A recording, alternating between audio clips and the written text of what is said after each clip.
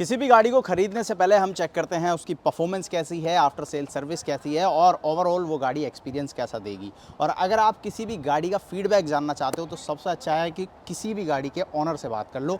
जैसे कि आज मेरे साथ में अभिषेक हैं जो कि ओन करता है Hyundai i20 और ये नॉर्मल i20 नहीं है, ये i20 N-Line है जो कि टर्बो पेट्रोल इंजन के साथ में आती है। अब अभिषेक से जानेंगे क्यों अभिषेक ने i20 N-Line को कंसिडर किया। और एक और ख़ास चीज़, ये गाड़ी जो है वो 10,000 किलोमीटर से ज़्यादा चल चुकी है और 10,000 किलोमीटर में कैसा ओवरऑल एक्सपीरियंस रहा है इस गाड़ी के साथ में, क्या कुछ प्रॉब्लम्स आई हैं और क्या कुछ अच्छा लगा अभिषेक को। साथ ही साथ मेन बात, सर्विस सेंटर का एक्सपीरियंस कैसा रहा, Hyundai की सर्विसेज वगैरह कैसी हैं, सारे सवालों के जवाब लेंगे अभिषेक से। तो बिना किसी देरी के चलते हैं अभिषेक के साथ, गाड़ी में बैठते हैं, चलाते हुए बात करेंगे। चले अभिषेक भाई, चलो आ जाओ। एक मिनट खोली नहीं है कोई बात नहीं, चलो आ जाओ, लेट्स गो। बस इतना ही।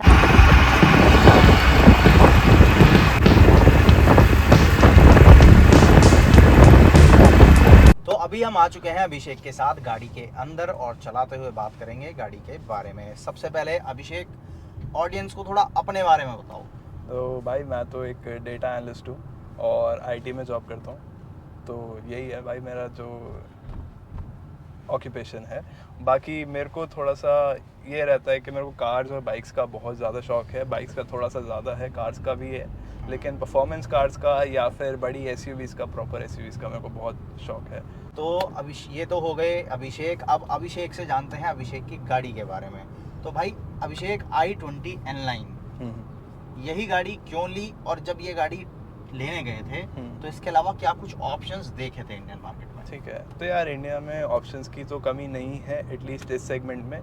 तो सबसे बड़ी प्रॉब्लम मेरे साथ ये है कि मेरे को जो कॉम्पैक्ट एसयूवी वाला सेगमेंट है वो नहीं पसंद। मेरे को ये जो पंच आ जाती है, ब्रेजा आती है, Sonet and all, Creta even या हैरियर तक भी मेरे को नहीं पसंद, क्योंकि गाड़ी में कैपेबिलिटी उतनी नहीं होती है, बस दिखने में बड़ी बड़ी होती है। तो इससे बढ़िया तो यही है ना कि आप एक हैचबैक ले लो या प्रॉपर एक सेडान ले लो। तो उस टाइप का मेरा माइंडसेट थोड़ा सा, मतलब एक तो ये हो गया कि जो वो एसयूवी स्टाइल है, हाँ, लेकिन एसयूवी हाँ, वाली परफॉर्मेंस नहीं है क्योंकि एग्जैक्टली फ्रंट व्हील ड्राइव, वो फ्रंट व्हील ड्राइव हैचबैक है, बड़ी और हैचबैक। उसके बाद में फिर वो परफॉर्मेंस भी नहीं है, डायनामिक्स ही नहीं होते, वो बड़ी हो एरोडायनामिक्स जाती भी है। वैसे नहीं है। तो ये वाली चीज़ है। हाँ, तो ये थोड़ा सा मेरा माइंडसेट रहता है कि भाई अगर आप गाड़ी ले रहे हो तो एक चीज़ में एटलीस्ट वो सबसे अच्छी हो, जो ओवरऑल चीज़ है। और पर्सनली मैंने जब अपनी i20 N-Line चलाई थी, मतलब टेस्ट राइड में चलाई थी ऑब्वियसली, तो तब मैंने 10 से लेके 35 लाख तक की सारी गाड़ियाँ टेस्ट ड्राइव कर ली थी। जो डायनामिक्स मेरे को किसी भी 20 लाख की से कम की गाड़ी में मिल रहा है ना, उसमें सबसे अच्छे इसी के मेरे को लगे थे। 20 लाख से नीचे आपको इससे अच्छी डायनामिक्स नहीं देखी थी? मैंने तो सारी ही देख ली थी, जैसे कि अपनी यही i20 N-Line से स्टार्ट करके फिर फ्रॉन्क्स टर्बो भी देखी थी, और ब्रेजा मेरे फ्रेंड के पास है तो मैंने हल्की से चला के देखी थी, वो भी इतनी इंटरेस्टिंग नहीं लगी मेरे को, और पीछे उसमें स्पेस बहुत कम है, उसका व्हील बेस कम है क्योंकि। फिर वर्टस वगैरह भी देखी थी। वर्टस की 1.5 जो है वो अबव 23 के आसपास आ रहा था, वो जो मेरे को वेरिएंट पसंद आया था। तो फिर मैंने सोचा कि भाई 23 तो मैं क्यों ही दूंगा। वरना टर्बो मैंने चला के देखी, वो मेरे को बहुत अच्छी लगी थी, और लास्ट तक फिर जो शॉर्ट लिस्टिंग थी वो इसकी और वरना टर्बो की मैंने कर रखी थी। मैंने एसयूवीज भी चला के देखी थी, स्कॉर्पियो एन भी चलाई, थार भी चलाई, सब कुछ चला के देखा था, फिर मैं इस गाड़ी पे आया था। तो एक तरह से कह सकते हैं कि परफॉर्मेंस वाइज Hyundai पसंद आया, चाहे i20 की बात करो। हाँ, मतलब जो ओवरऑल पैकेज होता है ना एक तरह से भी, वो वाली चीज़ मेरे को बहुत अच्छी लगी i20 में, क्योंकि यहाँ पर आपको एक तो सर्विस सेंटर की रीचेबिलिटी बहुत अच्छी मिल रही है, सर्विस कॉस्ट भी डिसेंट है। मैं ये नहीं कहूँगा कि बहुत सस्ती है, जिसकी हम आगे बात करेंगे, सर्विस पे बात करेंगे। हाँ अभी करेंगे, फर्स्ट सर्विस हो गई है तो सर्विस कॉस्ट भी मैं ये नहीं कहूँगा कि बहुत ज़्यादा सस्ती पड़ गई मेरे को या ऐसा कुछ, लेकिन हाँ पर रीचेबिलिटी जो है वो थोड़ी सी बेटर है। और इंडिया में अपने आप में Hyundai का जो दबदबा है वो काफ़ी ज़्यादा अच्छा है, ये मेरे को लग रहा था थोड़ा। चलो, अब ये वो रीज़न हो गए जिसके लिए अभिषेक ने i20 N-Line खरीदी। हाँ जी, ठीक है, अब बात करते हैं कि 10,000 किलोमीटर से ज़्यादा तुम इसको चला चुके हो, सर्विस एक्सपीरियंस भी हो चुका है। तो सर्विस पे जाने से पहले गाड़ी के बारे में बात करते हैं। इन 10,000 किलोमीटर के अंदर क्या एक्सपीरियंस रहा i20 N-Line के साथ, क्या अच्छी चीज़ें रहीं और क्या अच्छी चीज़ें नहीं रहीं? क्या प्रॉब्लम फेस करनी तो पड़ी है सबसे अभी तक? पहले अच्छी चीज़ों से बात करते हैं। अच्छी चीज़ इसकी सबसे अच्छी मेरे को ये लगती है कि फ्यूल एफिशिएंसी के साथ आपको बहुत ज़बरदस्त परफॉर्मेंस ये गाड़ी ऑफर कर रही है। मैं अभी इसको कितना दे देती है? कुछ दिन पहले मैं इसको हरिद्वार लेके गया था, उससे पहले मैं नैनीताल लेके गया था, आपको पता ही है उसके बारे में। तब भी इस गाड़ी ने मेरे को हरिद्वार वाली ट्रिप पे 16 से ऊपर का माइलेज दिया है। नैनीताल वाली रोड हमारे से हाईवे है तो उसने 20 का भी माइलेज दिया है, पहाड़ों को इंक्लूडिंग कह रहा हूँ मैं। और परफॉर्मेंस की आपको इसमें कमी मिलने नहीं वाली है। मैंने इस गाड़ी को आराम से अच्छी स्पीड्स पर खींचा है, क्लोज टू 200, तो ठीक है, तो बहुत मज़ा आता है उसको चलाने में। तो पावर परफॉर्मेंस के साथ में माइलेज भी अच्छा निकाल देगी। एग्जैक्टली तो यही तो हमारा बैलेंस होता है इंडिया में, क्योंकि हमारे यहाँ तो फ्यूल थोड़ा महंगा है ना। सबसे पहले तो यही पूछा जाता है कितना देती है, हाँ। बाकी चीज़ें तो बाद में आएंगी। हाँ। ठीक है, तो परफॉर्मेंस और माइलेज अच्छा है। अच्छा क्या नहीं लगा? अच्छा क्या नहीं लगा, एक जो मेरे को प्रॉब्लम इस कार के साथ थोड़ी सी लगती है वो ये है कि इसका जो ब्रेक पेडल है उसमें प्ले जो है वो थोड़ा सा जाता है, वो थोड़ा सा लंबा जाता है। तो अच्छा। शुरू में जब मैं इस गाड़ी पे शिफ्ट कर रहा था तो मेरे को लग रहा था कि हाँ यार ये थोड़ी सी प्रॉब्लम है। इससे पहले मेरे पास होंडा सिटी थी। होंडा सिटी से जब मैं इस पे आया ना, होंडा सिटी की ब्रेकिंग वगैरह एब्सोल्युटली सॉर्टेड है, नो नॉनसेंस गाड़ी है वो। तो मेरे को लगा कि हाँ यार इसमें कुछ एक चीज़ मिसिंग है। हाँ, एक चीज़ मिसिंग है, जो ब्रेक की जो फील होती है वो। ठीक है, बाकी उसके स्टीयरिंग की जो फील वगैरह है वो तो एब्सोल्युटली फैंटास्टिक है। और इसका जो स्क्रीन है ना कभी कभी दिक्कत दे देता है। और क्रूज़ कंट्रोल एक बार नहीं 2-3 बार लॉन्ग ट्रिप पे जैसे भी मैं जाता हूँ तो दिक्कत देता है कि क्रूज़ कंट्रोल ना ऑन ही नहीं होता है। मतलब ऑन करके चला रहा हूँ, सेट करना जा रहा हूँ तो सेट ही नहीं हो रहा वो। हाँ, सेट ही नहीं होता वो। अच्छा। क्या करते हैं कि बटन दबा दिया, चल रही है गाड़ी, फिर ब्रेक दबाने पे वो बंद हो जाता है। हाँ, बंद हो ठीक गया। है, अब मैं चाहूँगा उसको रिज्यूम करना या फिर ऑफ करके बंद दोबारा चलाना, हाँ, वो होता ही नहीं है। वो हो गई नहीं। ऐसा मेरे पास 3-4 ट्रिप जितनी बार भी गया हूँ सब में हुआ है ये चीज़। मतलब गाड़ी ये कह रही है एक बार लगाओ क्रूज, बार बार नहीं लगाओ। हाँ, पता नहीं क्या यार, बार बार परेशान हो जाती है। तो अच्छा, एक ये प्रॉब्लम है। स्क्रीन में क्या प्रॉब्लम हुई? स्क्रीन 1-2 बार लैग किया था, बाकी ऐसे कोई मेजर इशू नहीं आया। और मेरा फ़ोन जो है ना अभी वो थोड़ा सा पुराना वाला है फ्लैगशिप ही, लेकिन वो पुराना है थोड़ा सा, तो उसमें वायरलेस एंड्रॉयड ऑटो चलता नहीं है। कोई नया फ़ोन लगाओ तो वायरलेस एंड्रॉयड ऑटो चल जाता है। अच्छा। तो ये भी एक छोटा सा इशू है मेरे साथ। ठीक है, और इसके अलावा और क्या इशूज़ है? कोई और प्रॉब्लम फेस की हो i20 N-Line के साथ में? ये एक और प्रॉब्लम जो मैंने फेस करी है यार, वो इसकी सस्पेंशन रिलेटेड है। मान लो अगर आप छोटे से गड्ढे के ऊपर से या फिर किसी छोटे स्पीड ब्रेकर के ऊपर से गाड़ी को तेज़ निकालने की कोशिश कर दो ना, तो आपका जो सस्पेंशन है वो आपको कह देगा कि भाई ऐसे मत कर मेरे साथ। वो भट्ट करके जो आवाज़ आती है ना, उसमें बहुत ज़्यादा डर लग जाता है और दिल बैठ जाता है एकदम से कि भाई मैंने गलत ही कर दिया कुछ। सस्पेंशन स्टिफ है। सपाट रोड पे तो ऑब्वियसली आपको इतनी प्रॉब्लम नहीं देता है, और स्टेबिलिटी बहुत अच्छी देता है। अगर आप इस गाड़ी को 90 पे चलाओ, फिर 120 पे चलाओ, 150 पे चलाओ, आपको बिल्कुल डिफरेंस नहीं लगने वाला है, एक्सेप्ट फॉर जो स्पीड पे आप जा रहे हो। उसके अलावा स्टेबिलिटी में आपको कोई कॉम्प्रोमाइज़ नहीं लगने वाला है इस गाड़ी के साथ। बाकी एक और जो प्रॉब्लम थी इस गाड़ी के साथ वो थी कि इसकी हेडलाइट्स बहुत वीक थी। हैलोजन है इसमें? हाँ, हैलोजन अच्छी होती है हाईवे पे। मतलब नहीं है। हाँ, हाईवे पे अच्छी होती है, लेकिन उसकी जो इंटेंसिटी है ना, मेरे को उससे थोड़ी सी प्रॉब्लम थी। तो मैंने तो अपनी ऑक्सिलरी लाइट्स का इंतज़ाम कर लिया, तो वो लगाई हैं तुमने। हाँ। ठीक है, तो माइलेज अच्छा है, माइलेज परफॉर्मेंस अच्छी है, हैंडलिंग अच्छी है, handling सस्पेंशन थोड़ा सा स्टिफ है। ठीक है, क्रूज कंट्रोल वाली जो प्रॉब्लम बताई है, तो अभी फर्स्ट सर्विस हुई है। यस। ठीक है, तो फर्स्ट सर्विस पे क्रूज कंट्रोल वाली प्रॉब्लम बताई थी सर्विस सेंटर में? हाँ, उन्होंने कहा था कि अपडेट वगैरह में चली जाएगी। तो मैंने जब उनको बताया कि 2-3 प्रॉब्लम्स थी जो मैंने बताई, जैसे कि एक बार ना क्या हुआ था, यहाँ पे से सर्दियों की बात है, तो तब तो हीटर चलते हैं सबकी गाड़ियों के। तो ना मैंने जैसे ही हीटर ऑन किया, मैं ऑफिस जाने के लिए सुबह निकल रहा था।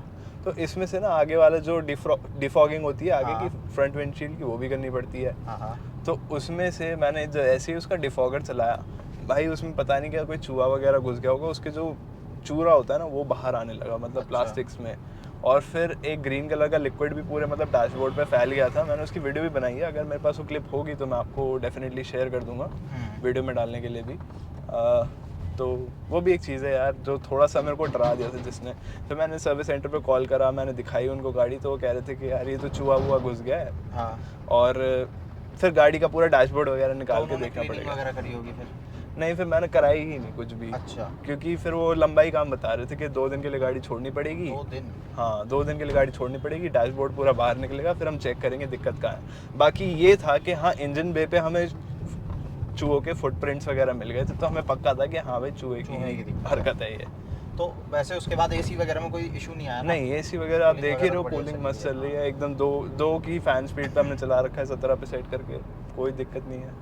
अब सर्विस सेंटर का एक्सपीरियंस बताओ, कैसी सर्विस हुंडई दे रहा है? ठीक है, तो क्या अभी ना मेरी 2 experience रहा सर्विस है? हो गई हैं। हाँ। अब फर्स्ट वाली जो होती है उसमें तो कुछ होता नहीं है, फ्री चेकअप। वो तो फ्री चेकअप होता है, उसमें कुछ खास था नहीं। तो उसमें मेरे 20 रुपये लगे थे टू बी ऑनेस्ट, और वो 20 रुपये भी केवल आपके वाइपर फ्लूइड के थे, जो शैम्पू से डाल देते हैं उसके। अब आती है बात सेकंड सर्विस की। सेकंड सर्विस में होता है जो लेबर चार्ज होता है वो फ्री होता है। लेबर चार्ज जब मैंने उनसे पूछा कि कितना है, तो वो कह रहे थे 2500 रुपये का लेबर चार्ज है, वो आपका नहीं लगेगा। मैंने ठीक है कर दो। अब सर्विस में जो हमारी चीज़ें हुई वो हुई कितनी एक तो ऑयल चेंज हुआ, ऑयल फिल्टर चेंज हुआ, एसी का फिल्टर, एयर फिल्टर जो होता है वो चेंज हुआ। हाँ, ठीक है। सारी चीज़ें चेंज हुई।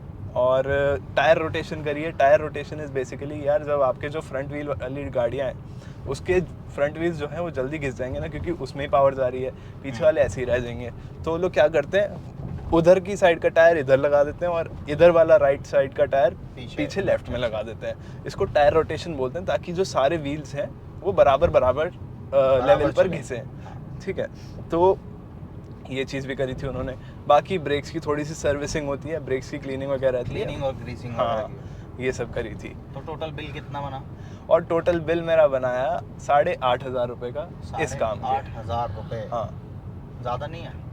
हाँ, तब अभी 2500 रुपए लेबर भी नहीं जुड़ी। हाँ, वही। अगर 2500 लेबर जोड़ दोगे तो तुम 11,000 रुपए की सर्विस बैठ रही है i20। और मेरी गाड़ी है ऐसी, मैं इसको डेली चलाता हूँ, मेरे को डेली ऑफिस इसी से जाना होता है। तो साल में या 1.5 साल में मेरे को एक सर्विस तो तो सर्विस पार्ट के अंदर सबसे महंगी चीज़ ऐसी क्या थी? सबसे महंगी चीज़ तो ऑयल चेंज ही था। Then there was wheel alignment and all. तो व्हील अलाइनमेंट के बाद एक और दिक्कत जो मेरे को लगी है थोड़ी सी, वो ये है कि स्टीयरिंग कैलिब्रेशन जो है वो, मैं तो देखो एंथुजियास्ट हूँ थोड़ा सा, तो आपको पता ही है कि मैं एक एक चीज़ पकड़ के चलता हूँ।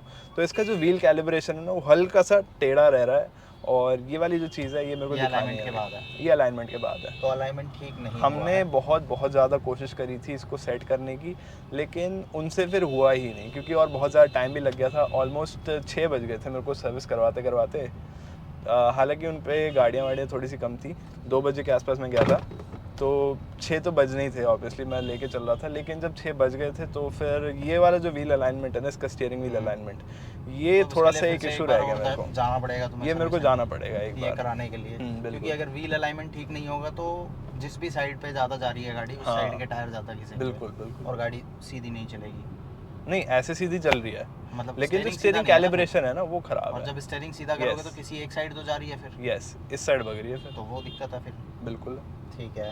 और ओवरऑल फिर सर्विस का एक्सपीरियंस कैसा है? क्या लगा, मतलब सर्विस अच्छी लगी?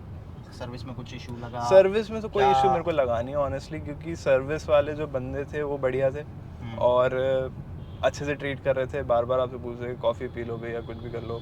और एक ये था कि पहले वो बोले थे कि भैया अंदर नहीं जाना है, वीडियो बनाना अलाउड नहीं है। फिर भी मैंने थोड़ी बहुत क्लिप्स तो निकाल ही ली थी। और फिर जब मैं अंदर गया ना, उन्होंने सिर्फ वीडियो बनाने के लिए मना किया था, अंदर आने से मना नहीं किया था। अच्छा, मतलब आप अपनी गाड़ी देख सकते हो जाके, अगर उनके पास भीड़ नहीं है तो। लेकिन भाई अगर आपको स्ट्रिक्टली कोई मना करे तो फिर उसकी बात मान लेना है ना। तो मेरे को स्ट्रिक्टली मना नहीं करा गया, क्योंकि मैं बार बार देख रहा था ना उधर जाके कि क्या कर रहे हैं। मेरे को रहती है थोड़ी सी, तो मैं जब देख रहा था तो उन्होंने फिर मेरे को कुछ कहा भी नहीं और एक एक चीज़ अच्छे से समझाई। इवन मैंने कहा कि भाई मेरे को जब ऑयल चेंज करोगे तो मेरे को बता देना, मैं आपके साथ चलूँगा। तो जहाँ पे भी उसने ऑयल रखा हुआ था वहाँ पर मेरे को लेके गया, मेरे सामने नया ऑयल निकाल के लाया और तब मेरी गाड़ी में मेरे सामने डाल दिया है। बहुत लोगों को होता है ना कि पुराना ही तेल डाल देते हैं, तो वो वाली चीज़ भी थी। तो इस मामले में सर्विस अच्छी लगी? हाँ, सर्विस में पूरी ट्रांसपेरेंसी थी। व्हाट्सएप ग्रुप भी बना दिया था, एक एक चीज़ जो भी चेंज हो रही थी सबकी फ़ोटो डाल रहे थे मेरी गाड़ी के साथ में। और जो भी काम हो रहा था, मतलब व्हील अगर निकाले हैं अलाइनमेंट वगैरह के लिए, तो भी एकदम बढ़िया तरीके से सब कुछ क्लियर करके चल रहे आ रहे हैं आपके पास। हाँ बिल्कुल। तो अगर आप सर्विस सेंटर पे गाड़ी छोड़ के निकल जाते हो तो कोई इशू नहीं है? मतलब नहीं, इशू तो नहीं है, लेकिन देखो मैं पर्सनली रेकमेंड नहीं करता हूँ, क्योंकि मैंने आज तक अपनी बाइक की भी सर्विस ऐसे नहीं करवाई है कि किसी को छोड़ के दे। ये देखो ट्रस्ट इश्यूज है, ट्रस्ट इश्यूज है। हुंडई का वो सर्विस जो सेंटर है जहाँ से तुमने कराई है, अब सब जगह ये चीज़ है नहीं है वो नहीं पता मुझे, पर वो लोग कोशिश कर रहे हैं कि आपके साथ एक ट्रस्ट बिल्ड किया जा सके। फोटो शेयर करके, उनकी तरफ से कोई कमी नहीं है, डिटेल शेयर करके कि आप उन पर ट्रस्ट कर सको। बिल्कुल, उनकी तरफ से कोई कमी नहीं। आपकी चॉइस है कि आप वहाँ बैठ के सर्विस कराना चाह रहे हो या आप उन पे ट्रस्ट करके गाड़ी हाँ। छोड़ना चाह रहे हो वो उन्होंने तो आपको मेरे से डिपेंड कहा था करता कि है। भैया हम पिकअप कर लेंगे आपकी गाड़ी, मैंने कहा pick and नहीं drop भी यार। दे रहे हैं वो। हाँ, pick and drop and everything सब कुछ आपको मिल रहा है, फ्री ऑफ कॉस्ट है वो। और फिर मैं सोचा कि नहीं भाई, मैं तो अपने सामने ही कराऊंगा, चाहे मेरे को टाइम लग जाए बैठने में। तो ये एक लगता है मेरे को। बाकी एक और चीज़ जो मैं बतानी भूल गया वो ये है कि गाड़ी में स्पेस बहुत अच्छा है, और इंटीरियर बाकी सेगमेंट में मेरे को सबसे अच्छा लगा, फीचर्स काफ़ी ज़्यादा मिल जाते हैं। ज़रूरत के सारे फीचर हैं। हाँ, sunroof सनरूफ भी वगैरह है, अगर और आपको ये तो sunroof टॉप चाहिए मॉडल तो भी ये नहीं आप है। देख सकते हो, यहाँ सनरूफ है हाँ और ये टॉप भी नहीं है, टॉप के नीचे आता है ये। हाँ, टॉप से तो जस्ट नीचे। वैसे तो 2 ही वेरिएंट आते हैं इसमें तो। N6 हाँ, N8। N6 और N8, ये N6 है। बाकी मैनुअल ऑटोमेटिक दोनों के ऑप्शन हैं। ऑटोमेटिक क्यों नहीं लिया? ऑटोमेटिक इसलिए नहीं लिया क्योंकि DCT जो था उसमें थोड़ा सा लैग था। अब एक थोड़ा सा टिपिकल जो थॉट प्रोसेस मेरा चल रहा था वो मैं आपको समझाने की कोशिश करता हूँ कि यार एक तो मैनुअल में ले रहा था, मैनुअल मेरे को पड़ रहा है 11-20 का, ठीक है, लेकिन DCT अगर मैं ले रहा हूँ तो उसमें 1.5 लाख रुपए बढ़ रहे हैं, तो 12 लाख के आसपास, 12-30 के आसपास पहुँच रहा था। चलो ठीक है, कोई दिक्कत नहीं है। लेकिन अगर मैं N6 ले रहा था ना उस टाइम पर, जब मैंने ली गाड़ी, तो उसमें पैडल शिफ्टर्स नहीं आते थे। तो मैं DCT सोचा था लेकिन पैडल शिफ्टर DCT नहीं था, पैडल शिफ्टर्स तब नहीं थे उस वाली गाड़ी में। ठीक मैंने है। कहा यार मैं अगर लूँ भी तो हाँ। फिर मैं पैडल्स वाली लूँगा, हाँ। फिर मेरे को N8 लेनी पड़ेगी, और N8 लेता तो फिर मैं वरना भी ले लेता। हाँ, फिर वो प्राइस वाला हाँ। वो आ जाता है, उसी प्राइस में फिर वरना भी आ रही है, हाँ वही उसी वही प्राइस में ये आ रही है, वरना का इंजन भी बड़ा है। हाँ एग्जैक्टली। तो ये वाला एक चीज़ मेरे को लग रही थी, लेकिन इस गाड़ी की जो डायनामिक्स है भाई वो आपको वरना ऑफर नहीं करती है। वरना आपको परफॉर्मेंस ऑफर कर देगी टर्बो चार्ज इंजन वाली, टर्बो 1.5 टर्बो जो है उसका हाँ। उसमें, लेकिन जो डायनामिक्स हैं वो इसकी एनी डे इसके बेटर ज़्यादा है, अच्छे हैं। इसकी एनी डे बेटर है। ठीक है। तो अभिषेक भाई के साथ हमने जाना कि उन्होंने i20 N9 खरीदी, कैसा सर्विस एक्सपीरियंस रहा है, माइलेज वगैरह क्या देती है वो भी बता दिया है। हालांकि माइलेज आपके ऊपर डिपेंड करता है, आप किस तरह से गाड़ी को ड्राइव कर रहे हो, और आपकी गाड़ी का माइलेज अलग हो सकता है इनके मुकाबले। हो सकता है आप ज़्यादा भी निकाल दो, कम भी निकाल दो, वो आप किस तरह से गाड़ी चलाते हो उसके ऊपर डिपेंड करता है। मेरा दोस्त अपनी नेचुरली एस्पिरेटेड i20 से निकालता है 22 का माइलेज। मैं उससे पूछता है भाई बता दे मेरे को भी कैसे निकाल रहा है वो कहता है भाई वो मैं आपके तो ड्राइव के चलाता ऊपर हूँ। पूरी तरह से डिपेंड करता है हाँ। कि क्या माइलेज आपको मिलेगा। तो भाई ने i20 N9 क्यों ली, कैसा इनका एक्सपीरियंस रहा, हुंडई के साथ कैसा एक्सपीरियंस है वो इन्होंने बताया। आपको कैसा लगा आप कमेंट में बताना। अगर आप अपना एक्सपीरियंस शेयर करना चाहते हो तो वो भी आप कमेंट में शेयर कर सकते हो। बाकी दिल्ली NCR से हो तो मैसेज भी कर सकते हो, हम लोग आपसे भी कांटेक्ट करके आपका एक्सपीरियंस भी दूसरे लोगों के साथ शेयर कर सकते हैं। आप पे मेल ID वगैरह आपको मिल जाएगी, आप उस पर मेल कर सकते हो, कांटेक्ट कर सकते हो। और ऐसे ही इन्फॉर्मेटिव वीडियोज़ के लिए चैनल को सब्सक्राइब कर सकते हो, नोटिफिकेशन बेल को ऑन कर सकते हो।